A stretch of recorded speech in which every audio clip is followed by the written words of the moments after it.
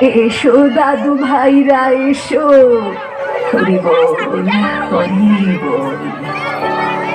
ঠাকুমা, গল্প বলো না। আজ আমরা গল্প শুনে তারপরেই ঘুমাবো। তাই তোমরা গল্প শুনে ঘুমাবে? হ্যাঁ, তুমি গল্প বলো। কিসের গল্প শুনবে তোমরা? তুমি যে গল্প শোনাবে আমরা সেই গল্পই শুনবো। আচ্ছা শোনো তাহলে।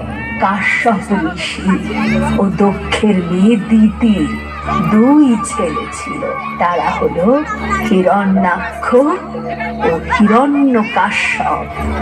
এরা ছিল দানব বা অসুর। হিরণ্যাক্ষ অসুরদের রাজা হয়ে গোটা জগৎ দখল করে দেবতা আর মানুষদের ওপর খুব অত্যাচার করতে শুরু করলো। একবার তো গোটা পৃথিবীকে সমুদ্রের নিচে লুকিয়ে রাখলো।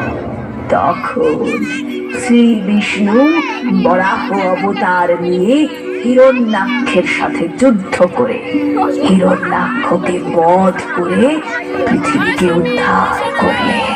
তারপর হিরণ্যাক্ষের ছোট ভাই হিরণ্যকাশ্যপ অসুরদের রাজা হলো।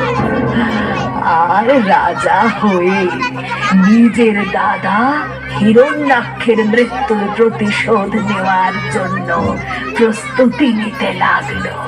ওং ব্রহ্মদেবায় নমঃ। ওং ব্রহ্মদেবায় নমঃ। ওং ব্রহ্মদেবায় নমঃ। হিরণ্যকাশ্যপের কঠোর তপস্যা দেখে দেবতাদের রাজা ইন্দ্র ভয় পেয়ে যান। ইন্দ্র এখন কি করবে অনেক ভেবে চিনতে উপায় না পেয়ে দেব সেনাদের নিয়ে হিরণ্যকাশ্যপের রাজবাড়িতে আক্রমণ করেন। না, কে আছো? বাঁচাও! এই আপনি কি করছেন দেবরাজ?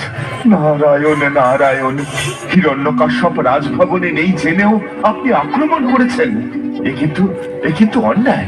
আপনি এরকম করতে পারেন না। কিন্তু দেবর্ষি নারদ, অসুররাজ হিরণ্যকাশ্যপ কঠোর তপস্যা করছে। এই তপস্যার ফল যে আমাদের জন্য ভালো হবে না। কিন্তু আপনার এই কাজ ত্রিদেব অর্থাৎ ব্রহ্মা বিষ্ণু মহেশ্বর কখনোই সমর্থন করবেন না। নারায়ণ নারায়ণ, আপনি দেবসেনাদের নিয়ে ফিরে যান।